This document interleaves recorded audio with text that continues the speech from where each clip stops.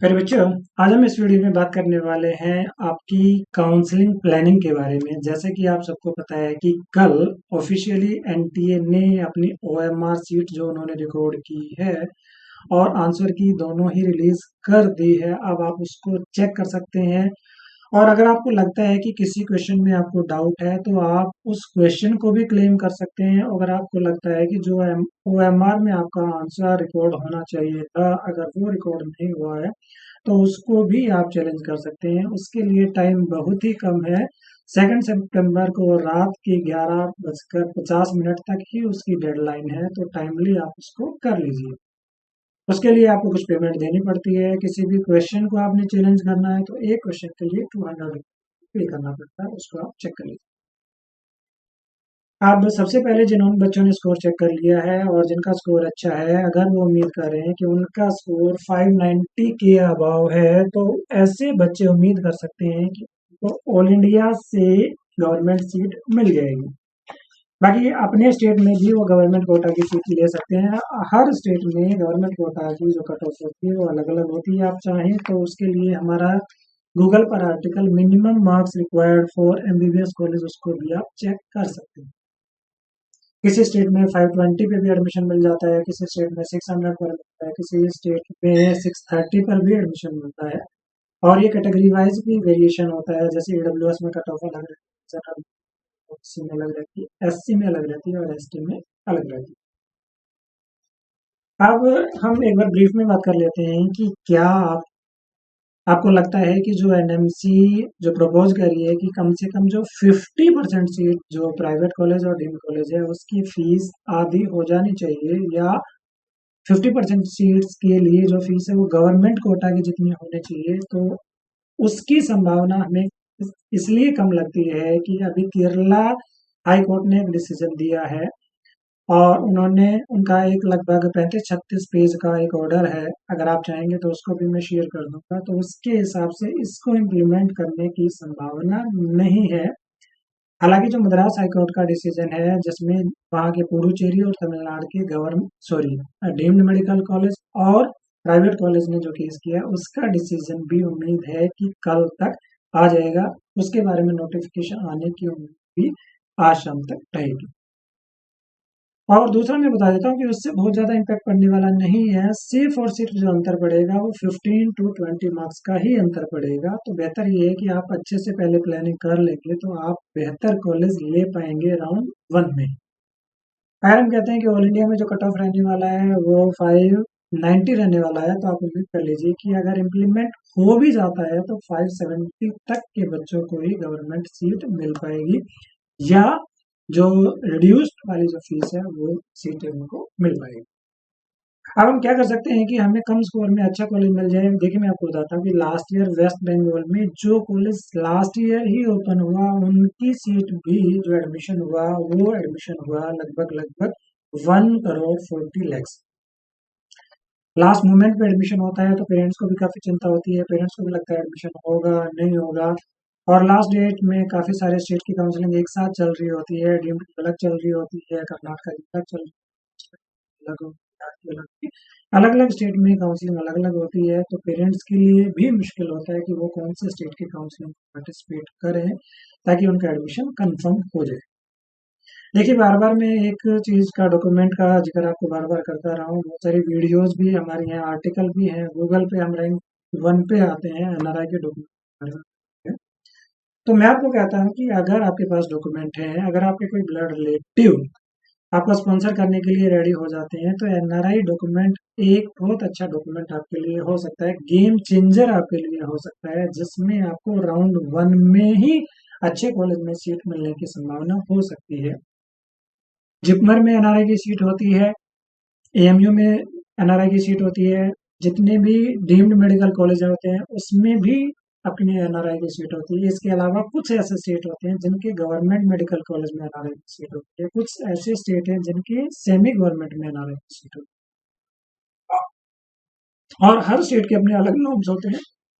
आज जो हम बात करने वाले हैं वो हम बात करने वाले हैं हरियाणा की। हरियाणा में अगर हम एनआरआई की बात करें तो इसकी जो फीस शुरू होती है वो $80,000 से शुरू होती है। अगर आज की डेट में हम देखें तो जो डॉलर का रेट है अगर वो 80 के हिसाब से हम कैलकुलेट कर लेते हैं तो जो टोटल आपकी ट्यूशन फीस जाएगी 4.5 साल में साढ़े सॉरी 5 साल में वो टोटल जाएगी आपकी 64 लैक्स। अब देखिए अगर हम कम से कम जो स्कोर देखें लास्ट ईयर का तो 159 मार्क्स वाले बच्चे को भी महाराजा अग्रसेन जैसा रेप्यूटेड कॉलेज जो 2002 का कॉलेज है 20 साल पुराना कॉलेज है फीस है मात्र $80,000। और ये फीस भी सारी आपको एक साथ नहीं देनी है इंस्टॉलमेंट में इस फीस को देना है। तो ये वाला कॉलेज आपको मिल सकता है 160 का नंबर है मतलब जिसका रैंक पिछली बार था 6,85,000। तो अगर आपका स्कोर भी अगर लो रहता है तो ये कुछ ऐसे ऑप्शन हो सकते हैं जहां आप सीट ले सकते हैं। हालांकि कल्पना चावला काफी अच्छी रेप्यूटेड रहती है काफी अच्छी डिमांड में रहता है। मोपा ग्राउंड में कोई सीट नहीं बची थी इस कॉलेज में तो मात्र 110 नंबर पर भी जिस बच्चे का ऑल इंडिया का रैंक था 9,11,213 उस बच्चे को भी Kalpana Chawla government medical college Karnal में सीट मिली।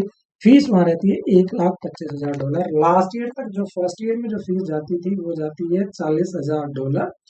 इसके बाद जो आपकी फीस बच जाती है वो उसको इक्वली इंस्टॉलमेंट में डिवाइड कर दिया जाएगा वो आपको फीस देनी पड़ेगी 4 साल तक। जहाँ तक बात है हॉस्टल की फीस गवर्नमेंट मेडिकल कॉलेज में या सेमी गवर्नमेंट मेडिकल कॉलेज में काफी नॉमिनल होती है बहुत ही नॉमिनल होती है बहुत ही अफोर्डेबल होती है। तो आपको ये नहीं डरना है कि अगर हम एनआरआई कोटा में सीट लेते हैं तो हमें हॉस्टल या जो अदर एक्सपेंसेस हैं वो भी काफी एक्सपेंसिव होते हैं नहीं वो बिल्कुल नॉमिनल चार्जेस होते हैं तो वो उसको आप ले सकते हैं। तो इसमें हम ये दिखाने की आपको कोशिश कर रहे हैं कि कौन कौन से कॉलेज हैं और कौन कौन से बच्चे ने यहाँ सीट ली। कल्पना चावला में 520 वाले बच्चे ने ली महाराजा अग्रसेन में 505 वाले बच्चे ने भी ली। पीजीआईएमएस रोहतक इतना पुराना कॉलेज है वो भी आपको 469 के स्कोर पर भी मिला था। और यहाँ अगर आप देखेंगे पीजीआईएमएस रोहतक 146 मार्क्स 1960 का कॉलेज आपको अगर 146 में राउंड वन में अगर ऐसी सीट मिल जाती है बजट है मात्र $1,25,000। अगर हम इसको मल्टीप्लाई कर लेते हैं 80 से तो आप कैलकुलेट कर सकते हैं कि आपका कितना नॉमिनल बजट में आपको ये सीट मिल सकती है। अब बात आती है कि इसके लिए आपको क्या क्या डॉक्यूमेंट रिक्वायर्ड होते हैं और कौन बच्चे इसके लिए एलिजिबल होते हैं। तो आप यहाँ से चेक कर सकते हैं कि कौन बच्चे इसके लिए एलिजिबल हैं कि लास्ट ईयर का ये प्रोस्पेक्टस का है जो हरियाणा की वेबसाइट पे अवेलेबल है। ये एमडी एमएस एमडीएस और अपना एमबीबीएस सभी के लिए एलिजिबल था। 1 अक्टूबर 2021 को नोटिफिकेशन निकला था। इसमें कौन से बच्चे इसमें एलिजिबल होते हैं यहाँ जो मेजर है वो 5 कैटेगरीज होते हैं। एक तो जो एक्चुअल एनआरआई अगर कैंडिडेट हैं और वो हरियाणा से बिलोंग करते हैं तो उनकी कैटेगरी 1। ऐसे कैंडिडेट के बच्चे जो ओरिजिनली हरियाणा से बिलोंग करते हैं वो कैटेगरी 2 में आते हैं। ऐसे कैंडिडेट जो एनआरआई है ओसीआई है पीआई है तीनों ही कैटेगरी में इसमें कंसिडर किया जाएगा एनआरआई में। अगर वो हरियाणा के नहीं भी हैं तो भी उनको यहाँ कंसिडर किया जाएगा। इसके अलावा अगर उनके बच्चे वो हरियाणा से बिलोंग नहीं करते हैं उनके बच्चे भी यहाँ एडमिशन लेना चाहते हैं तो वो भी इसमें एलिजिबल रहते हैं। और जो फिफ्थ होता है जो स्पॉन्सरशिप की कैटेगरी होती है उसमें काफी और डेप्थ तक भी बच्चों को स्पॉन्सर किया जा सकता है। अगर आपके कोई नियरेस्ट रिलेटिव हैं तो भी वो उनको स्पॉन्सर कर सकते हैं। रियल ब्रदर सिस्टर तो कर ही सकते हैं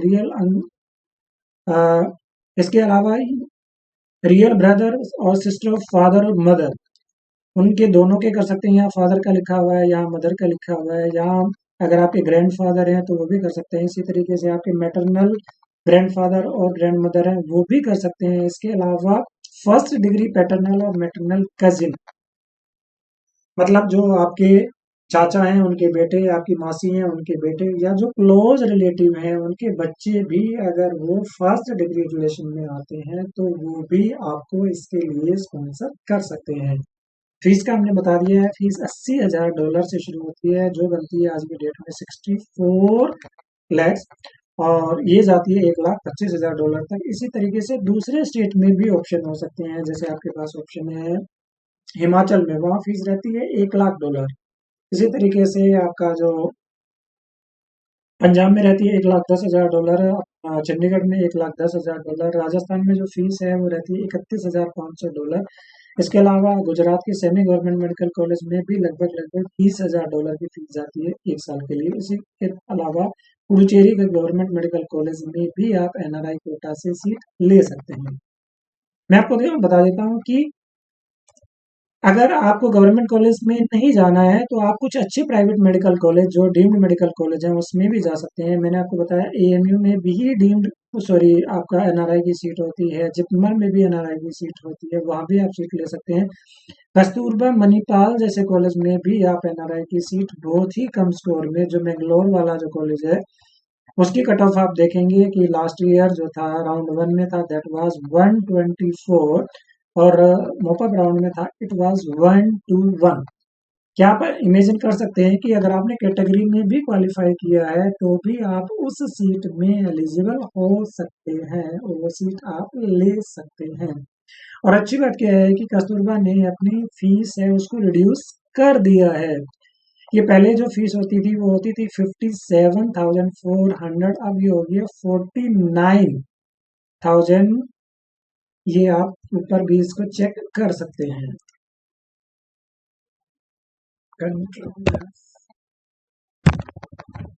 ये देखिए अब इनकी जो फीस होगी है वो होगी है 49,400 USD पर एनम। ये इसकी ऑफिशियल वेबसाइट है जहां से आप चेक कर सकते हैं कि अब इसकी फीस कितनी है।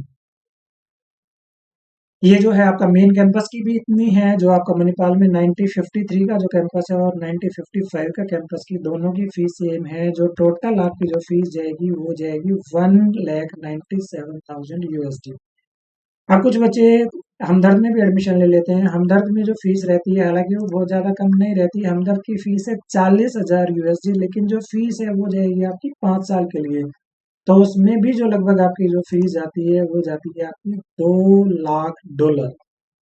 और यहाँ आप चेक कर सकते हैं कि इनकी जो फीस है, ये जो डीम्ड कट ऑफ अगर आपने देखनी है तो आप वहाँ से चेक कर सकते हैं।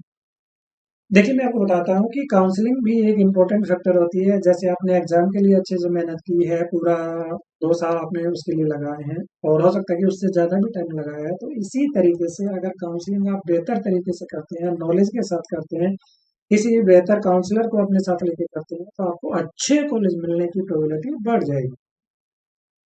जो बच्चे जिन्होंने एडमिशन लिया 1,40,000, हो सकता है कि उनको उससे कम बजट में भी किसी और अच्छे स्टेट में अच्छा कॉलेज मिल सकता था अगर वो थोड़ी सी जानकारी के साथ एडमिशन लेते, काउंसलिंग करते तो।